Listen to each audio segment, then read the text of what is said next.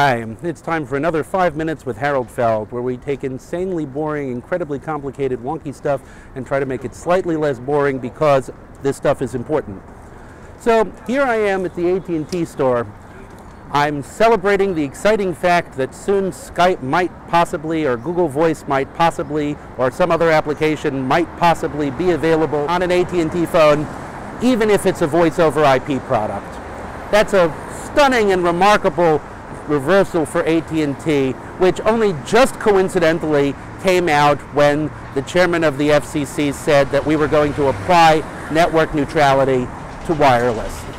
Now, of course, this has been a great week for all of these exciting developments in the wireless world and freedom in the wireless world. After all, Verizon has now embraced the Android operating system, and they're out there pushing that they're going to have this wonderful open operating system, also just coincidentally a week after the FCC chairman announced that he was going to apply network neutrality rules to wireless. You know, it's not just that Verizon and AT&T and the other wireless companies are being pretty obvious in what's going on, because this is how it's always worked before.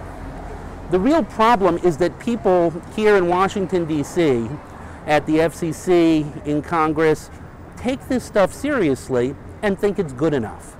That we will hear from all sorts of folks, not just paid lobbyists, but people who actually have real regulatory authority and legislative authority in this area, are going to say, well, look, the market's working. We don't need to regulate. Let's back off from this. We really have two choices here in Washington, D.C. right now on this issue and on a lot of other issues. One way of doing business is to think of Washington regulators as referees, refereeing industry food fights and using the threat of regulation to kind of keep this battle of the industry titans from getting too out of hand. It's the kind of public policy making that says whoever's really got enough influence to come in here and start making it look like there might be regulation, they can get what they want. And the rest is all kind of, window dressing. And it's one that plays very well with a governing philosophy that says regulation is bad, that the market is always right, you want to avoid regulation at all costs, and really the important thing is to let the market work, and you only use the threat of regulation to nudge people back into a more open and competitive environment. That's one way of doing things. We've actually been doing that here in Washington for a while now, which has really been something of a problem, because there's another way of doing things. And that is where we have a rule of law based around what we think is the right policy, where we don't have companies coming in, making concessions to other companies, where we don't look at the job of being an FCC commissioner or being a member of Congress as being a referee at an industry food fight.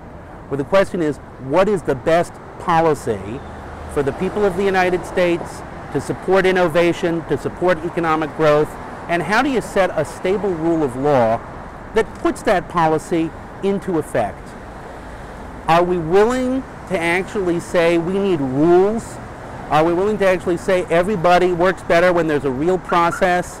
Or are we going to go back to doing business as a kind of banana republic, emerging market sort of thing, where it's really all about just refereeing among those who are powerful enough to make themselves heard here?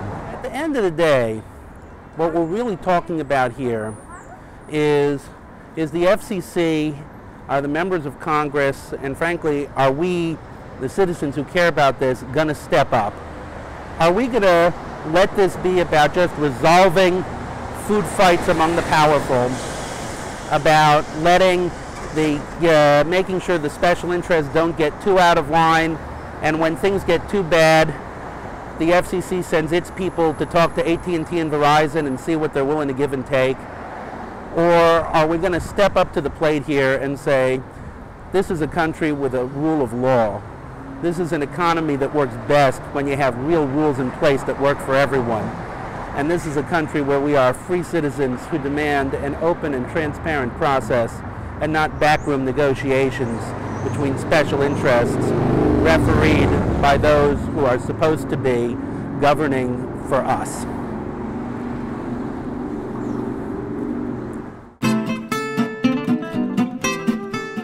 where we don't look at our job as people. 4 children later, 30